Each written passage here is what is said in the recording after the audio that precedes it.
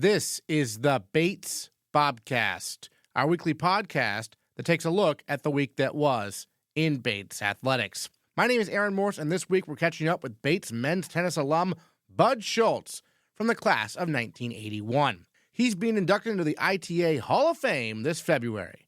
Plus, men's track and field's Truman Williams broke a pair of school records in Boston this weekend, and men's basketball has won 4 of their last 5 games. All that and more coming up on the Bates Bobcast.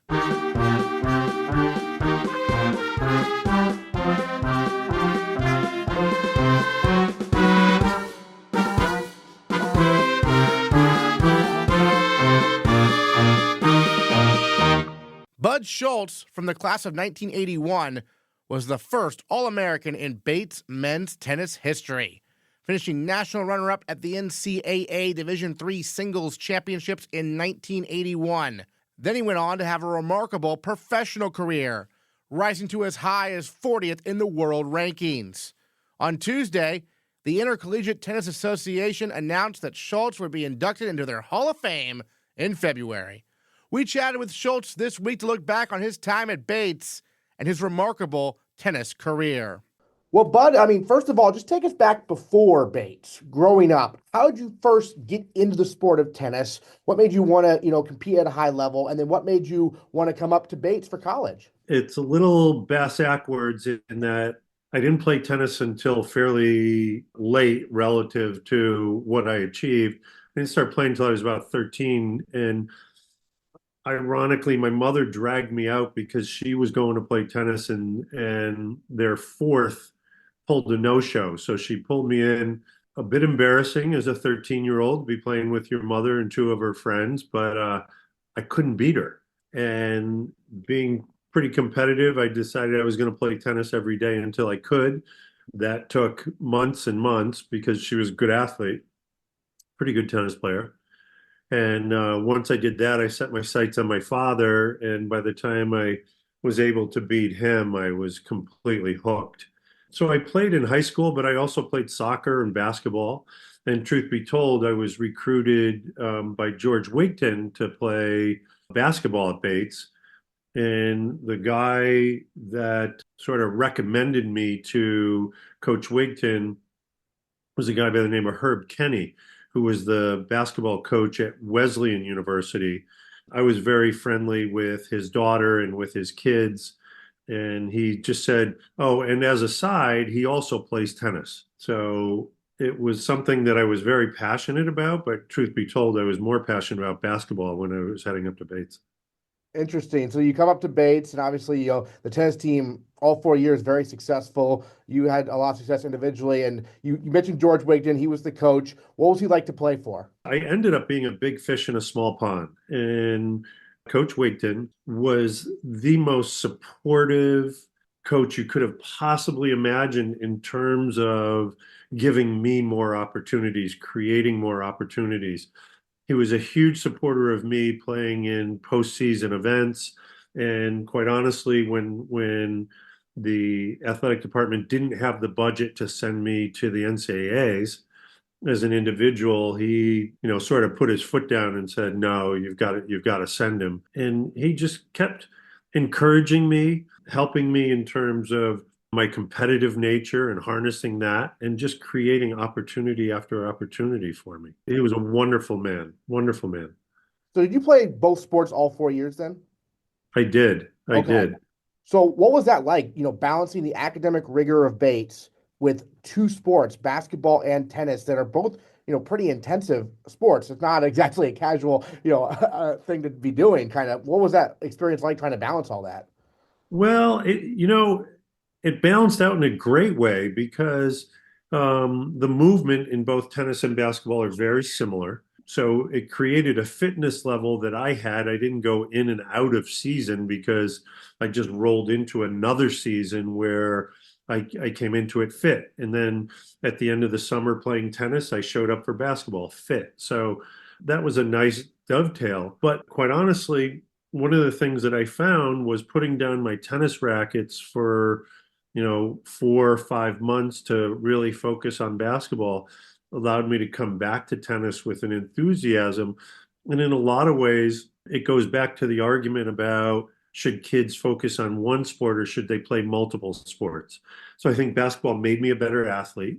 And in a lot of ways, it wiped the slate clean in terms of what I was doing with tennis so I could come back to it again with a real enthusiasm to be back playing tennis, but also allowed me to make improvements in my game because the blackboard of my mind in terms of what I was doing with tennis had been wiped clean by not having played for 5 months. So I view it as a tremendous advantage. And within a month of playing tennis again, I always felt like I came back better than when I had left. Excellent. Now you mentioned, Coach Bigden fighting for you to go as an individual to NCAAs. Did the team ever get to go back then, or how did that work? I saw something about finishing third as a team in 1981. How did that kind of go? Yeah, so we were not allowed to go as a team. Back then, the NESCAC rules prevented it. That's a whole nother conversation. But so I went individually my sophomore and junior year. My senior year, my doubles partner, Bert Cole, qualified for the NCAAs as well. So we went both to play in the singles and in doubles. And if I remember correctly, we made the quarterfinals of doubles. He won a couple rounds in singles, and I made the finals. So even though we were there as individuals, our combined results allowed us to finish third as a team. So, I mean, you would have to go back and look into the history, but I'm pretty sure during that era, the Bates College tennis team finishing third at the NCAAs is the only team that ever brought home any kind of a trophy from the NCAAs as a team.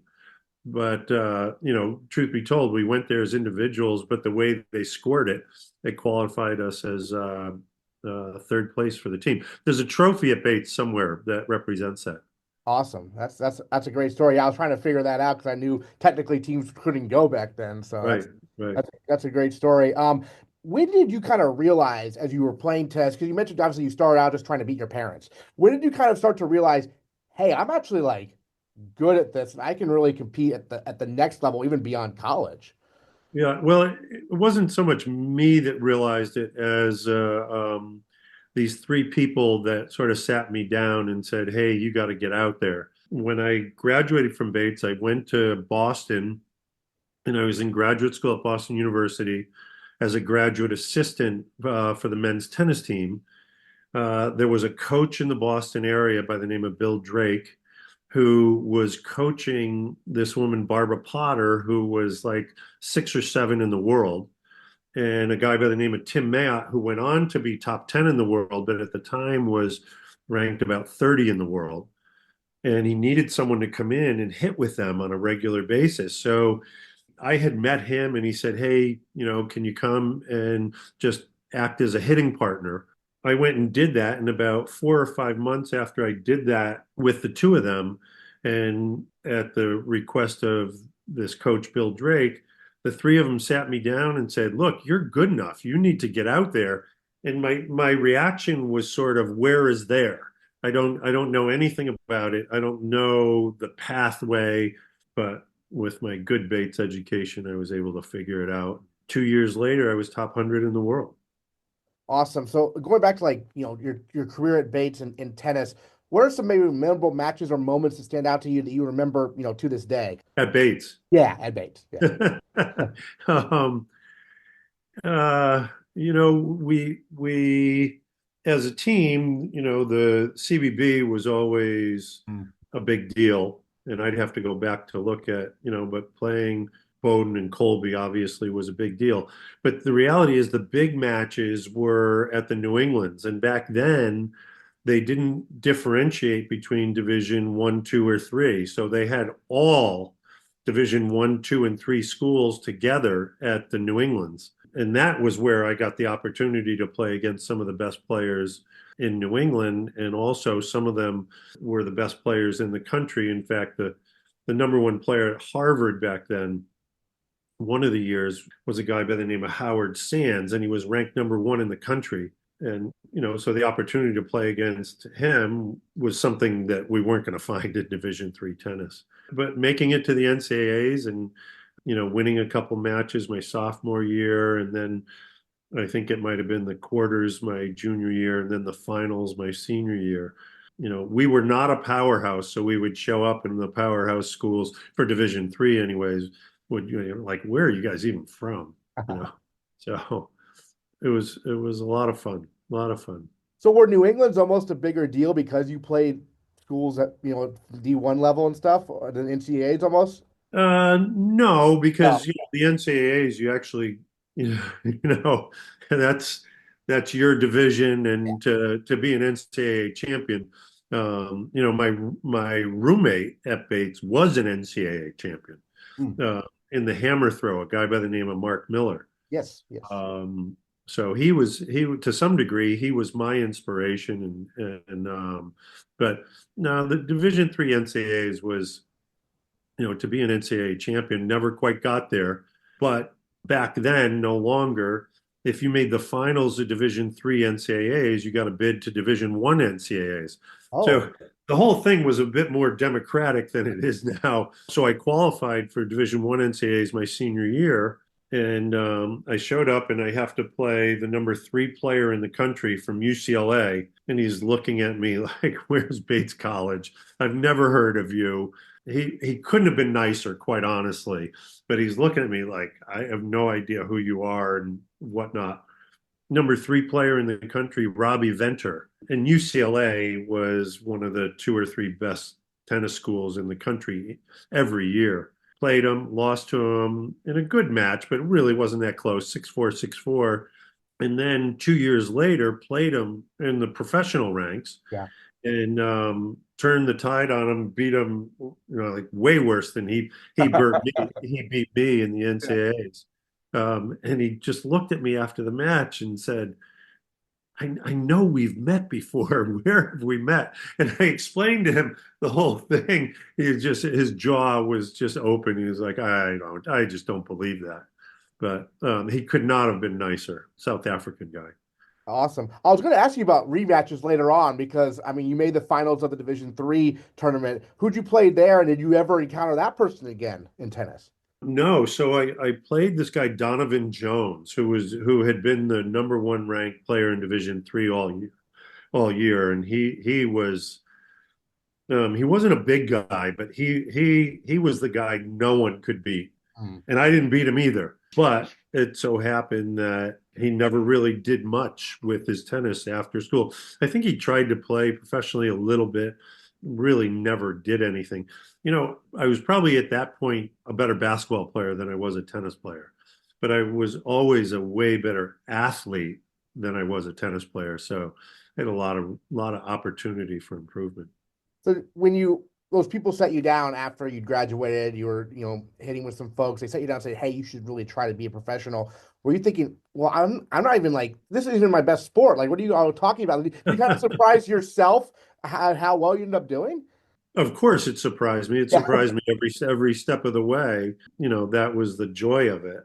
But here I was practicing with this guy who was 30 in the world, who went on to be top 10 in the world, U.S. Davis Cup players, semifinals of Wimbledon, and I could hang with the guy. And I think their point with me was that you're a really good athlete, and your tennis skills are somewhat untapped at this point, and that if you really focused on it, you're a good enough athlete that you can, and your competitive nature was undeniable. My competitive nature was undeniable, that I had a chance to go do something, and lo and behold, I did.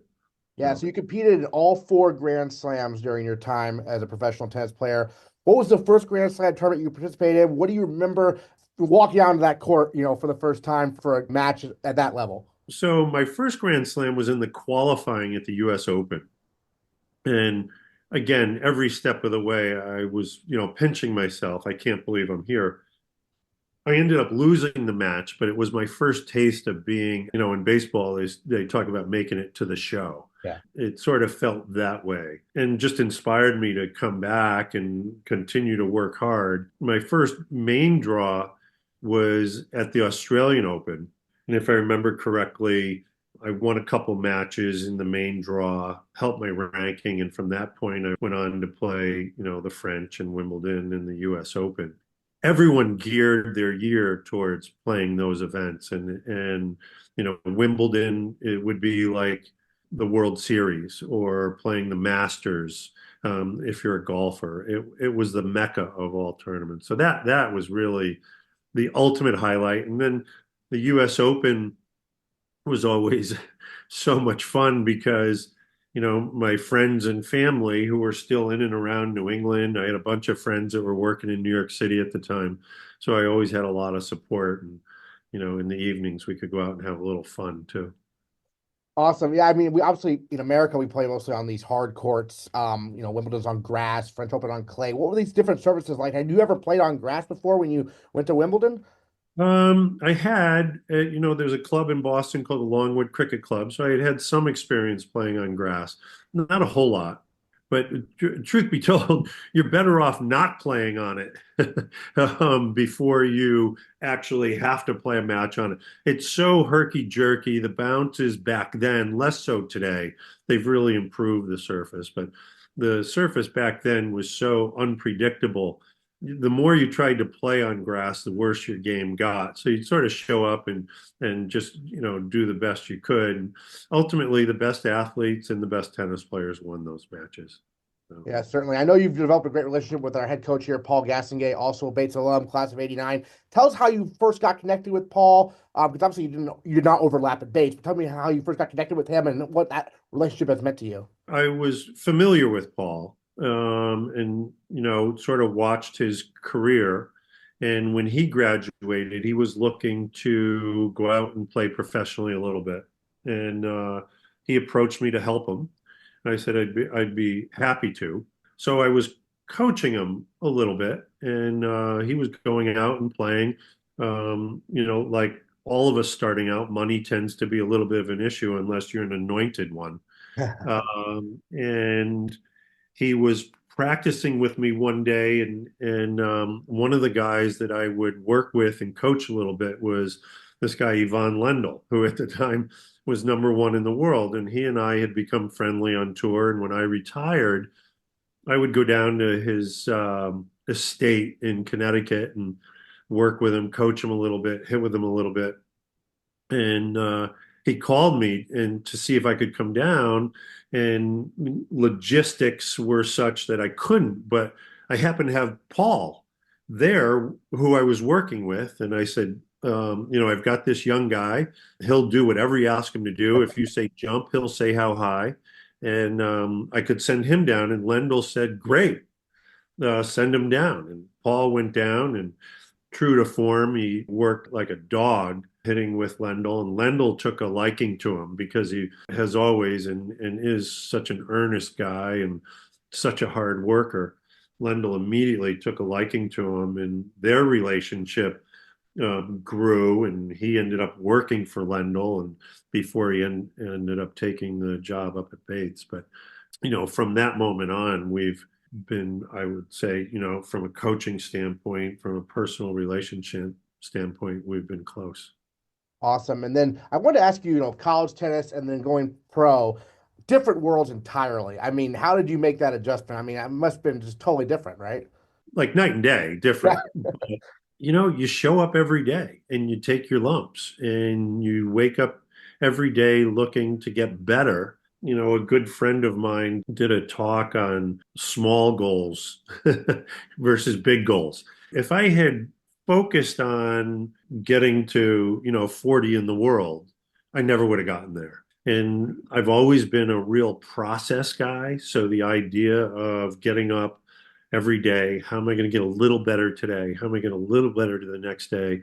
And so on and so forth, and not really focus on anything out beyond that. After about 2 years, I looked up and I was top 100 in the world. And another year later, I looked up and I was, top 40 in the world. And I didn't really focus on the results. I just focused on working hard and getting better getting a little better every day. That's sort of my nature. I always found the victories to be a bit hollow in that they don't last very long. And then I got to get back to work. right? So if that's what drives you, it's really short-lived in terms of enjoyment. Sure. Just Bates in general, your experience as a Bobcat, how did that prepare you on the field of competition court, off? How did it prepare you for the rest of your career and everything, whether it be tennis or then also coaching? I think the whole experience at Bates was about learning and being open-minded about learning and not being afraid to, one of the great things that Coach Wigton did for me was create these opportunities that forced me to challenge myself. He helped me jump into situations that were quite honestly over my head and uncomfortable. And I think at some point you either get comfortable with being uncomfortable or you stop doing it. And it just got to the point where I almost craved it. And it was sort of the excitement to it.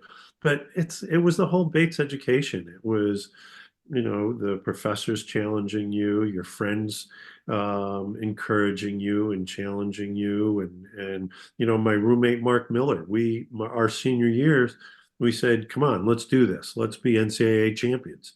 And he encouraged me, and I encouraged him, and I know we both, inspired each other to some degree. So it was the entirety of the experience, and why we all promote Bates as a great springboard into adult life, right? Awesome. And then obviously we're talking because you're being inducted into the ITA Men's Tennis Hall of Fame. What does that honor kind of, mean to you? I'm very, very honored, and I'm very honored to be representing Bates in this. But the reality is it probably has more to do with what I did after Bates than what I did do at Bates. But again, it was Bates that created that springboard for me. It gave me a belief in myself and the trust that I can put myself in situations that were over my head and figure out a way to come out of it positively. It's actually a funny story because a very good friend of mine is also being inducted, a guy by the name of Eric Budarak. And the ITA came to him and said, we'd like to induct you into the ITA Hall of Fame. That you're the only Division III tennis player who's ever competed at the Grand Slam level. And he's actually a generation after me, but I've known him since he was a young man. I coached him a little bit here and there while he was playing on tour. And he said to he said to whoever had called him, and he goes, "Well, I'd be honored, but the reality is I'm not the only guy, and it's arguable whether I was the best Division III player. You should look up this guy, Bud Schultz." So it's ironic that we're very, very close and good friends. And he went to Gustavus Adolphus, so another really good Division III academic school. So it's at some level, it's because of him that I'm being inducted. But very honored, and very honored to represent Bates. So is it safe to say then you two are the only D3 players who have competed at Grand Slams, or are there others? I'm fairly positive that the two of us are the only two. And his career was primarily in doubles, but he made it to the finals of the Australian Open in doubles. My career was primarily in singles, but we have a pathway that was so incredibly similar. Sometimes we look at each other and sort of feel like we're brothers of a different mother. He's a wonderful guy. Awesome. Well, any other thoughts you wanted to share on, this induction or your time at Bates we haven't talked about, you wanted to mention? Just that, I'm truly honored, as you get older and older, and, I'm now 65. These things sort of don't come your way, and it's just been wonderful to reflect back. I think of, the people at Bates that inspired me, and most specifically George Wigton and his memory. So those are the kinds of things that really make me cherish this. And as I said, I'm honored to be representing Bates. Awesome. Bud Schultz, thank you so much for joining us on the Bobcast. Really Appreciate it, and congrats again on this great honor. Thanks so much. Really appreciate it. The track and field teams headed to Boston last weekend, and men's team captain, senior Truman Williams, started the year on the right foot, breaking a pair of school records. He broke his own school record in the indoor 400 meters, racing to the finish in 48.53 seconds. He also broke Colby Staken Pickering's Bates record in the indoor 200-meter dash, clocking in at 22.01 seconds. And for that, Truman Williams is our male Bobcat of the week. Well, Truman, it's not often we see two records get broken in an early meet like this in December. I mean, what were kind of your expectations going down to Boston beforehand? And I take it you probably exceeded them regardless, but take us through kind of what was going through your mind entering this meet. What kind of goals were you setting in your head for these races? Full transparency, it was definitely on my radar. I knew I had it in me. I didn't think I had it in me this early. I thought it was going to be maybe a fresh 200 or fresh 400. I was really just looking to get New England qualifiers, which I think the 400 is 50 point and the 200 is 20.52. I got both of those, so that's a good day for me. How are you preparing like throughout the fall, sort of? Because I know, we have some track runners who obviously compete in cross country. You're not one of those. So how do you prepare for track season in the fall when you're not technically, in season? Yeah, it's definitely difficult just timing-wise, like through the whole outdoor season. It's beautiful out and we can be outside. And then, of course, fall comes along, which is arguably just as important. And the weather really shuts down and we have to be inside or outside really cold, especially when we're home for Thanksgiving break, which is right before our home meets. I remember just being freezing cold doing workouts at my home track and just trying to remember the joy of competing through July to November is really difficult, but it's rewarding when you're able to do it. So take us through kind of the meet in general. Obviously, you had your two events, but a fair number of runners at this meet. I mean, I don't remember that being the case in previous December. So what was that like? So my freshman and sophomore year, we didn't have a meet in December, right. And Coach Johnson had our first one last year, which was one hosted by Northeastern. And we went to this one, which is a new one this year. So we brought a slightly larger group. I don't believe we had any throwers compete last year, but we did this year. More field events, a lot of first years, both coming off the cross-country season and on the track side. And for me, I was just trying to stay focused because I knew I had a big day. We traveled in the morning. We left at 7-ish, and we got there pretty quick, a 2-hour drive. And then getting there and immediately having teammates who are competing was invigorating, exciting to see, because I haven't seen any of my teammates jump since New England's or since Last Chance at MIT last year. And it just brought back so many emotions of what it's like to be part of this team. And then warming up with both men and women who are underclassmen and really like seeing the joy in their face and just it reflected what I felt and enjoying seeing them like out here competing and doing well and them having the chance to compete this early just to give them that little spark of whatever they need to keep training through winter because it's very difficult. I don't know where people are from, but in Montclair, New Jersey, it gets cold. One of our teammates, Reuven Fry, and I went to the same high school, and last year there were a few days like, Reuven, it's really cold out. I want to practice. And I was like, no, we got to practice. We got it done. And I'm sure that's going to happen again this year. Excellent. Well, you're one of the captains this season. What's that experience been like so far? What are some of your kind of goals you have for the captain group, leading this team restarting in January a bit, right?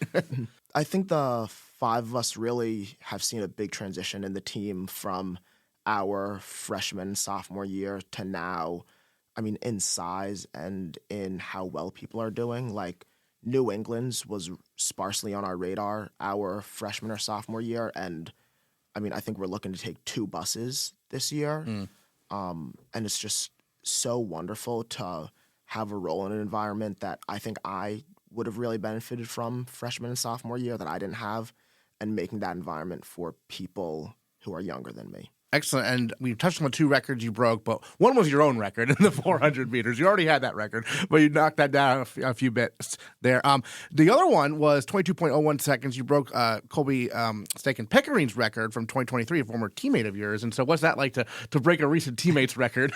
I remember like it was yesterday him running it, and we were in the same lane. It was the same track. It was New England's.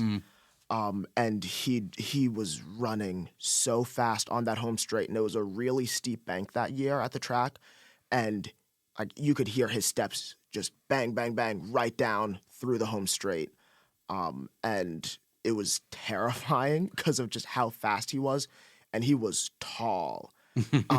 He was tall. He was strong. He's like, yeah, you see him, you're like, that's a fast guy. I really respect him. I'm bummed to see his record go, but I texted him sorry afterwards. I love the guy, but it's a mixed bag because his name's gone, but mine is there. It's still on the top 10 list if you click into that, right? Yeah, 22.01, so I can only imagine you're looking forward to the day you break that 22 barrier, right? Yeah, I broke it at sectionals my senior year of high school. Oh, okay. Once I went 21.96, I believe. Haven't touched it since. Why do you think that is? Like, because tracks, it can be frustrating because it's not linear, right? Yeah, did really well senior year of high school. Indoor freshman year, I did really well, and then outdoor freshman year and all of sophomore year was just terrible for me for so many reasons. Most of them I don't even know, but I remembered why I enjoy the sport, and I think part of that is having this team that I love that fuels me. Like walking onto the track and all of the Bates athletes are in one section, like right by the starting line. And the officials are really exactly like, you go here, when the gun goes off, you're going to walk up the track and you're going to set your blocks up.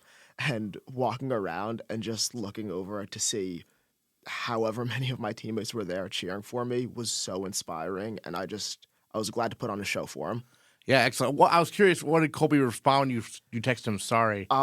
He's the great guy. He's like, yeah, I knew it was going down, and I thought you'd be the one who broke it. I knew it wasn't going to last long. Nice. And then, I think we talked last year after you became an All-American in the DMR, but just, what was that experience like to, add to that accomplishment to, your time at Bates, something, can never be taken away, right? All-American. Yeah. Coach Feldman made a really good point there. He said, I think all of you could have qualified individually, but you didn't. You got here as a team. And Ned said he went individually during cross-country, and he went as a team during indoor, and not going alone meant a lot to him. And I'm so glad that I was able to help him in whatever way I did.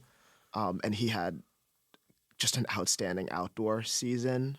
Yeah, for sure. And that was obviously a great experience for that group of 4. And 3 of them are back this year. So you're looking forward to maybe putting together another DMR team here down the road? It's in the works. It's in the works. We've been talking about it. Calvin came up to me afterwards, and he saw the times that I ran. He saw Ross first mile in the top mile in the country.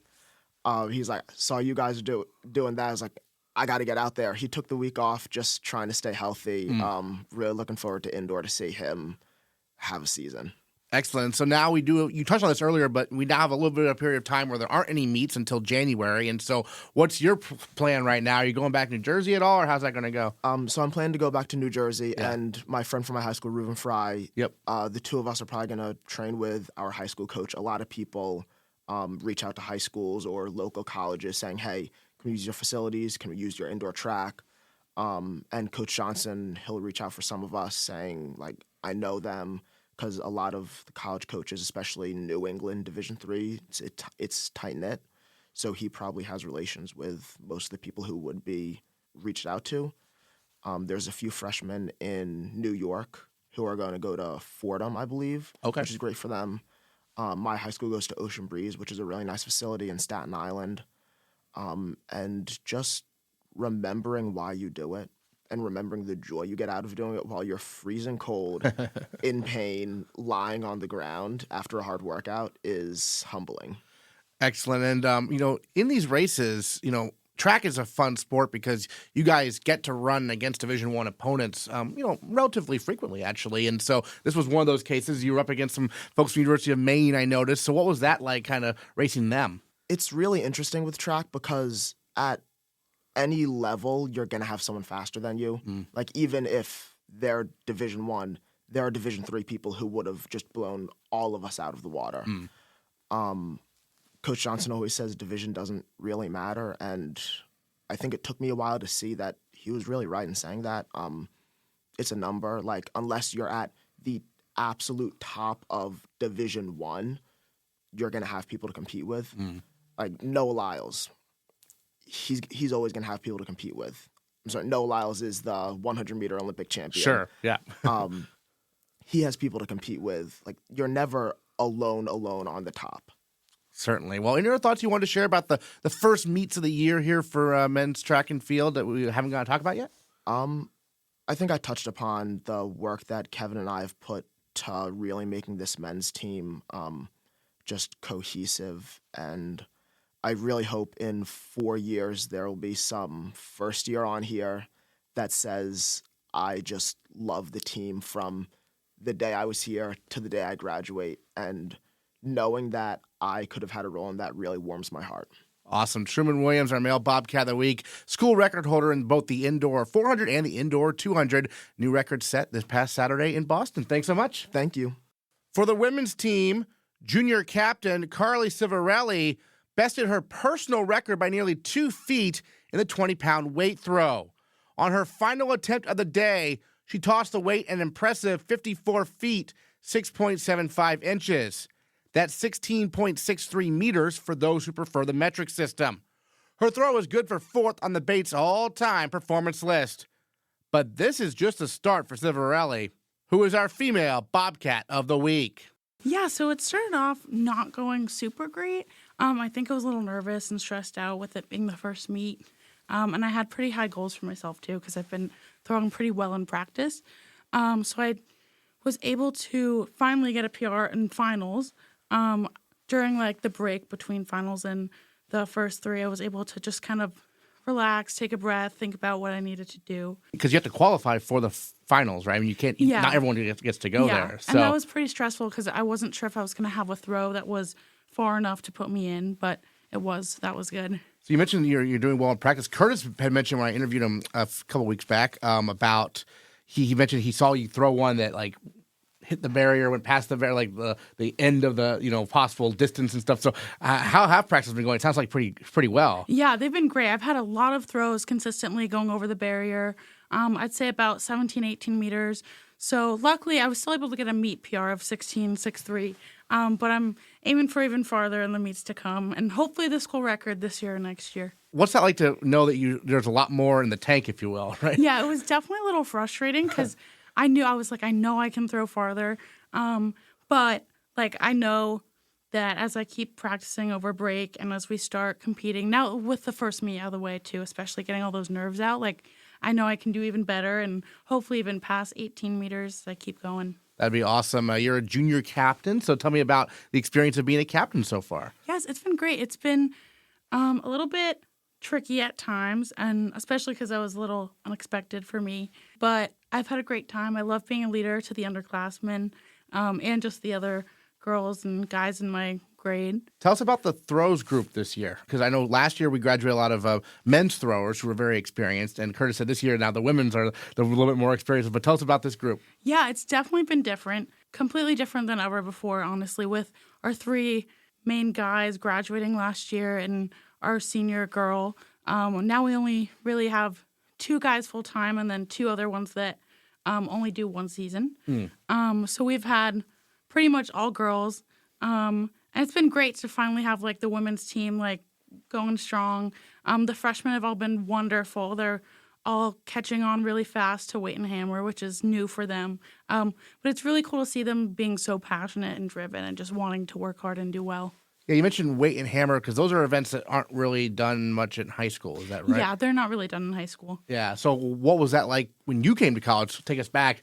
learning those events when you first got here, and what do you apply when you talk to the youngsters about, what it's going to take, right? Yeah, so it was really scary because I was so stressed. I was like, whoa, this is something I've never done before. How do I know it's going to go well?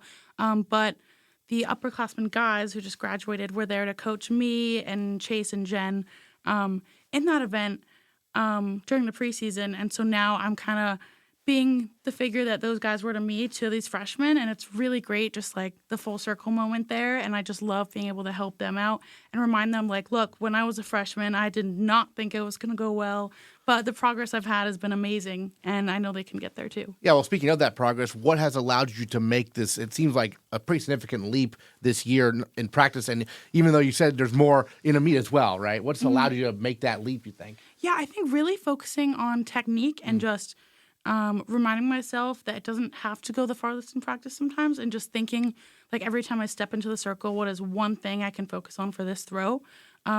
Me being a very, like, strong athlete, like the sports I've done in the past has been really strength focused. So the technical stuff was more of the challenge for me specifically. So once I'm able to get those technical cues down, then it's even more of a bomb throw in addition to the strength I have. Awesome. And we talked off air, but weight throw is your primary event. You're still going to be competing a little bit in the shot put, though, also? Yes, I'll be competing in the shot put a little bit, and then when outdoor comes, also discus. Right. But the weight and hammer throw is my main event. Why do you think those? Well, they're pretty similar events, kind of. I mean, different material, but why do you think those events are your best? I guess. Yeah, it's interesting since it was a brand new event for me coming to college. So totally unexpected. But I think part of it is that I didn't have as many bad habits built up from high school, like with technique-wise. So there was a lot of technical stuff I was doing wrong in the shot put and discus in high school that are just really hard to break now and fix. I also think weight and hammer, like, for some reason, it just clicks more for me, kind of like the way javelin doesn't click for me, but it does for other people. Right. Yeah. Awesome. What have you learned from our throws coach, Danny Kalina? I've learned a lot, whether it's related to technical stuff or just attitude and, like, how to approach the circle in training, and just how important it is to be passionate. And, like, what he kept reminding me at the meet when I was really stressed and not doing well wasn't even necessarily the technical stuff, but he was reminding me what I was telling him earlier about how excited I was to compete. And he was like, well, all that matters is you're excited. Like, you get in there and you do what you love. And that is just super important. So you mentioned, looking to get, 18 meters in a meet this year, possibly. What's like the national standard? What's the cutoff there, kind of? So last year the cutoff was 17.47, I believe. Right now there's only been one meet. I think I'm number 10 right now in the country, and the cutoff is they take the top 20, and last year the 20th person was around 17.5. Gotcha. So the goal is nationals this year. That would be really, really cool. That's awesome. Well, I guess just any other thoughts you want to mention about the first meet of the year, maybe as a captain, watching your teammates compete, what that was like and everything? Yeah, that was honestly the best part for me, I think, especially the freshman class we have this year across all events. We have so many, but all of them were just so excited to compete, to be doing something they love. They all kept telling me, like, I can't wait to compete this weekend. I can't wait for January. And it was just so amazing to see, like, just that passion through them. Just because not everyone is always excited about their sport. And I really think it helps performance and, just team bonding. Like, it was just amazing to see that. Awesome. Well, the women's track and field team will get a little bit of a hiatus, at least from meets, for a little bit, but they'll be back in action in January. Their home meet is going to be the 17th and 18th, the Bates Invitational and Multi here at Merrill Gym. Carli, thanks so much for joining us on the Bobcast, and congrats again on the new personal record, and more to come, it sounds like. Yeah, thank you so much. The men's basketball team went 2-1 on the week, beating Bowdoin 65-51 last Tuesday and taking care of Rochester by a count of 72-62 on Sunday. Junior Peter Psyhogeos continues to be a strong defender for the Bobcats, and he matched his career high with 24 points Sunday against the Yellow Jackets. Psyhogeos joins the Bobcast for the first time and gives us more information about his background and how he ended up at Bates. I grew up in Massachusetts, actually, and then moved to Maine in 8th grade. And for as long as I can remember, I've kind of been interested in basketball. My dad loves it, so growing up, he kind of introduced it to me, and then we had a hoop in the driveway, and I would play with him. And then once, I guess, like, elementary school started, they had town basketball, and I started playing that. And I've just really enjoyed it as long as I've played it and continued playing it. So you move up to Maine, you go to Yarmouth High School. What put Bates on your radar? Obviously, it's in the state, but what made it attractive to you kind of, to come to school here? So my freshman year at Yarmouth, Coach Graham Safford was an assistant coach for my high school team. Okay. So I knew he played at Bates. I knew he was a really good player here. And I didn't know a ton about Bates at the time, but as I started getting older, I talked to him more about Bates and maybe potentially coming here, and then visited the school, loved it, really liked Coach Furbush, and felt like it was a good place for me. So ultimately ended up coming here. Yeah, Graham, one of the best Bates men's basketball players ever. I mean, he led them to the NCAA tournament in 2015. What did you learn from him in high school? And also, he's been a coach here as well since you've been here. He's taught me a lot, I'd say, mainly about just competing and playing hard every time you get on the court. I think he really emphasizes hard work and what that can do for you as a team. So I'd say that's probably the main thing that I remember him teaching me. Great. And I know, talking to the guys, defense has been a point of emphasis this year, defense and rebounding. And I feel like you in particular, you're often assigned to the other team's top scorer, right? Is that fair? Yeah. Yeah. So you this past week against Bowdoin, you had to guard a guy who was shooting over 60% from three-point range. You guys held him to 4 points. What was the key defensively in that game to really shut down the Polar Bears? I mean, guarding him, I think, was a group effort. It wasn't just me. I mean, I was tasked with guarding him, and what I was trying to do with guarding that player was limit his three-point attempts, because obviously he was leading the conference in three-point shooting, and I felt like if I could make him put the ball on the floor and drive to the rim, then my teammates could help behind me, and they did a really good job with that. So I think just limiting his three-point attempts first and then kind of building a wall behind the initial defender. And he's a good player, so obviously all of us had to work together, and it ended up working out. It was a non-conference game, but how satisfying was it to beat your rivals there? That was awesome. I mean, last year we lost to Bowdoin in double overtime at Bowdoin, which was a really tough one. And I think the whole year the guys have been wanting to get that one back, so it was nice to win one. Obviously not an NESCAC game, but we'll play them again in NESCAC play. Yeah, certainly. And then you guys were at Tufts this past weekend for some neutral site games against Brandeis and Rochester. You had a pretty good performance in both the games, 11 points, 5 of 9 shooting against Brandeis, and then 24 against Rochester. Overall, though, you guys got the win against Rochester. So what was the biggest difference, from day one to day two, you think, for the team?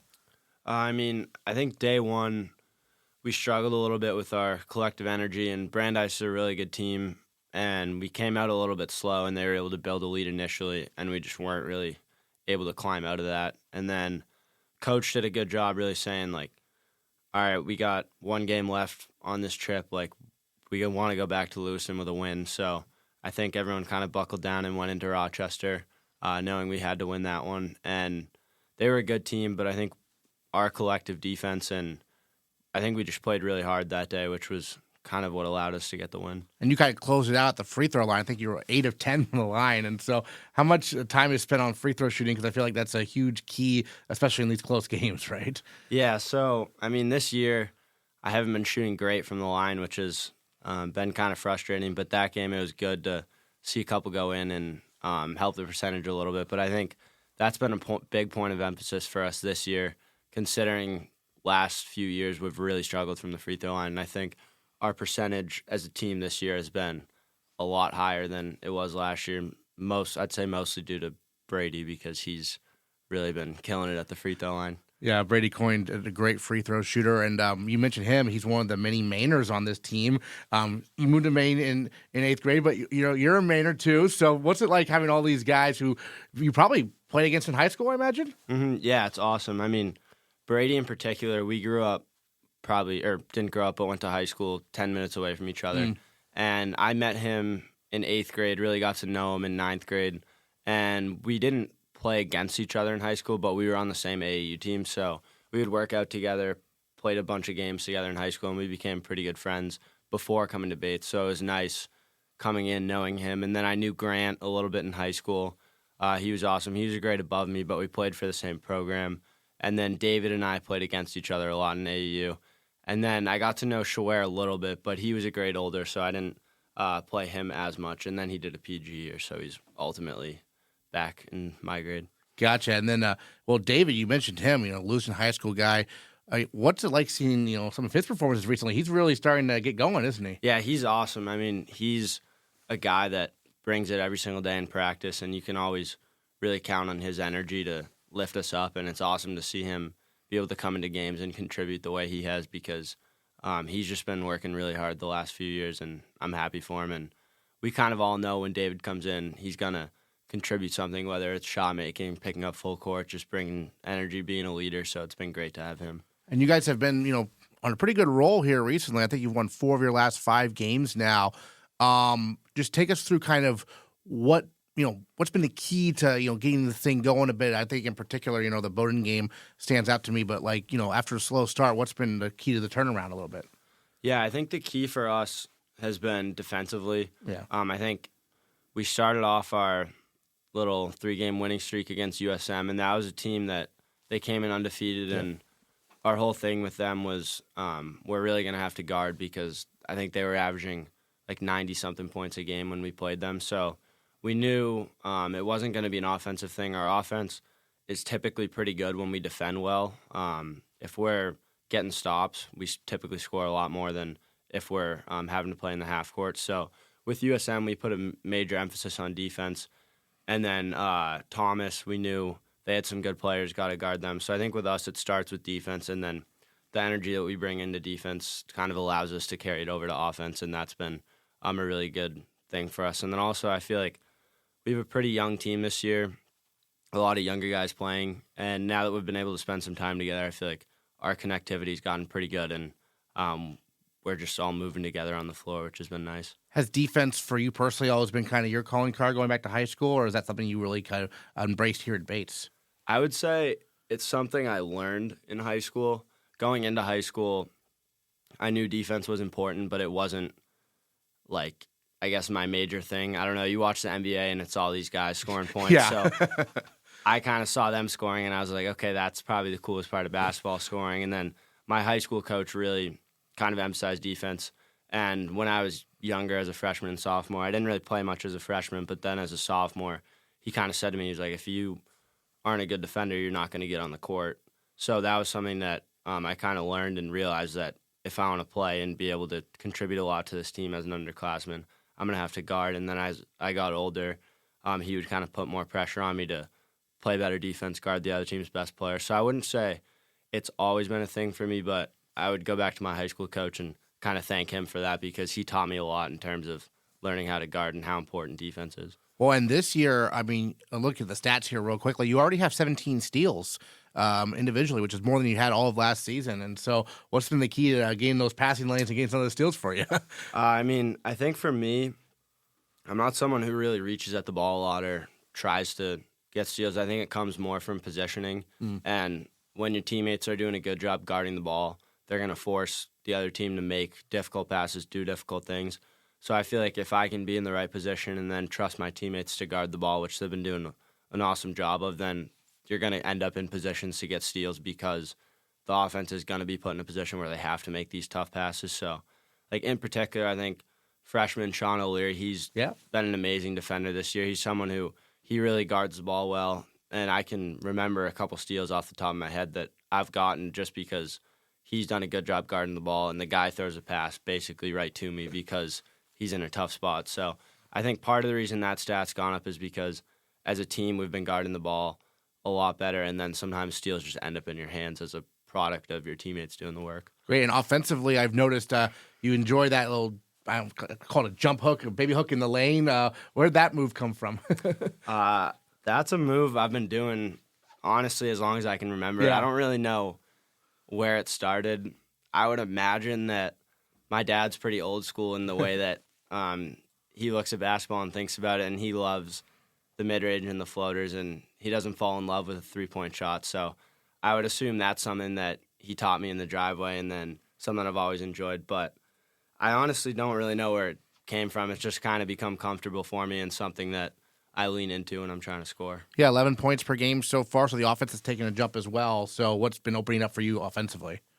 I think kind of trying to find that balance between shooting threes and then getting to the rim as well. Yeah. Coach Furbush and I talked a lot about if the ball gets kicked out to you and you're open, you have to shoot it. It's a good shot. You're we're not going to get a ton of open threes. It has to go up. And then he was telling me that if I can, shoot a high enough percentage of those, it's going to make my life getting to the rim even easier. So I think finding that nice balance between doing a little bit of both and making yourself harder to guard has been an easier way to score more points for me. And then lastly, I think, we've been kind of making an emphasis to throw the ball into Bobcat in the post, and he's been an unbelievable passer. So I think when we throw it into him, I've gotten some wide open layups and really easy baskets because we'll throw it into him, they'll send a double team, and then we're playing 4-on-3 on the backside from there. So I'd say a lot of that comes from him as well. Yeah, he's kind of. He was good last year, but he's really taken a next step. Hasn't he? He's made a huge jump. What's it like playing with a post player like that as a guard? I mean, that's got to be like a great thing to have, right? It's been awesome playing with him. I mean, I think people talk a lot about his offense, but defensively, we can leave him one-on-one in the post with the other team's big, and then if we get beat, we know he's going to help and come block shots. So that's been awesome as well. But I think offensively, just if we're a little stagnant on offense, we always know like we can throw the ball into Bobcat and play off that, whether we know if he gets doubled, he's a really good and willing passer, and he's not going to force up a bad shot. But then if he is one-on-one, he's a really tough cover, and he can go score it. So it's been almost like, I would say it can be like a security blanket for us at times in the sense that if we're struggling, we can really look to get the ball into him because he's so versatile. He can shoot it, get to the rim. And then I'd go back to his passing. Coach Furbush always says that he's never had a group of bigs that have been as unselfish as the bigs we have in terms of like Bobcat, Ciavarelli, Ben Leach, and Aiden Lawler. If they catch the ball in the post and there's a double team, they're so willing to pass it out to us, which is something that's amazing because we just want to keep feeding them. Yeah, Ben Leach, you mentioned him. He's been getting some nice minutes recently. Furbush has talked to me a little bit about how no one likes practicing against him, and they really don't like playing against him. So, first of all, what's he like in practice? And then, obviously, it carries over to the game. He's scrappy, for lack of a better word, I guess, right? Yeah, I mean, in practice, you want him on your team because you're going to get either hit by a really hard screen, hit by a really hard box out, probably an elbow somewhere in the mix. So I would say he's not fun to play against in practice, but he's someone you love to have on your team because, like I said, he's not selfish. He just wants to win, and he does anything he can to win. And quite honestly, I don't know if I've seen many guys who ever play as hard as he does. So I'm really happy he's been able to develop a role this year, and when he's been in the game, he's done awesome. But I'd say how much better he makes us in practice is something that doesn't go overlooked, considering his ability to just make everybody else play harder, because if you don't, it's going to look bad because he plays so hard. Yeah, and then looking ahead to the schedule, you've got a home non-conference game against St. Joseph's on December 30th on a Monday at 6 o'clock, and then road at Colby non-conference 2 o'clock on January 5th. After that, you get into NESCAC play. I mean, last year, you look at the NESCAC games, there were a lot of games where you guys were you were right in it with 8 minutes left, 5 minutes left, and for whatever reason, the other team pulls away. This year, it seems like you guys are closing games out much better, especially that Bowdoin game. What's been the key to closing games out? Because I feel like that's been a change this year a little bit. Yeah, I mean, I would say for us, it kind of comes from, not being afraid in those moments and, like, playing to win and not to lose. And I think once we got that win against USM, it was almost like a weight off our shoulders, and it was like, okay, we can win games. We're learning how to win. We can win those close games. So I think that's just been a huge thing for us. And obviously beating Bowdoin there in the NESCAC, it wasn't a conference game, but it kind of had almost like a NESCAC feel. It was a close game, and they're a good team. So I think kind of proving that we can beat NESCAC teams early in the season for us, especially with a younger group of guys playing, is a big boost for us. And then being comfortable in the end of games and kind of knowing that we belong there has been, I think, probably the biggest jump from last year to this year. Awesome. Well, any other thoughts you wanted to share about the season so far we haven't got to talk about heading into the a little bit of time here where you don't have any games, but I'm sure you'll still be working on some stuff, right? Yeah, we have finals right now, so no practices or games, and then we have our little Christmas break, but we'll still be practicing and working on stuff when we can. Peter Psyhogeos, 24 points, matching your career high there against Rochester. Thank you so much for joining us on the Bobcast. Really appreciate it. Thank you. Thanks for having me. The squash teams went a combined 4-2 over the weekend, with the only losses to national powerhouse Trinity. Meanwhile, the swim teams compete at the Maine Collegiate Invite, with the men placing second to the University of Maine and the women finishing fourth. A big shout out to rookie Nate Oppenheim, who we had on the show 2 weeks ago. He broke the school record in the 100 IM with his time of 50.99 seconds. Meanwhile, the women's basketball team is 6-2 on the year after they beat Colby 66-63 on Tuesday, but fell to Bowdoin in a tight 75-71 contest on the road Thursday, despite a career-high 24 points from senior captain Alexandra Long. There are 3 more basketball games this month, including the women's team heading to Orono to take on the Division I Black Bears on Saturday the 21st. But the Bobcast is going to take the rest of the month off. We'll be back on January 7th with our next episode. Until then, don't forget to submit your Bates Athletics Hall of Fame nominations at GoBatesBobcats.com. Enjoy the holiday season, and we'll catch you next time on the Bates Bobcast.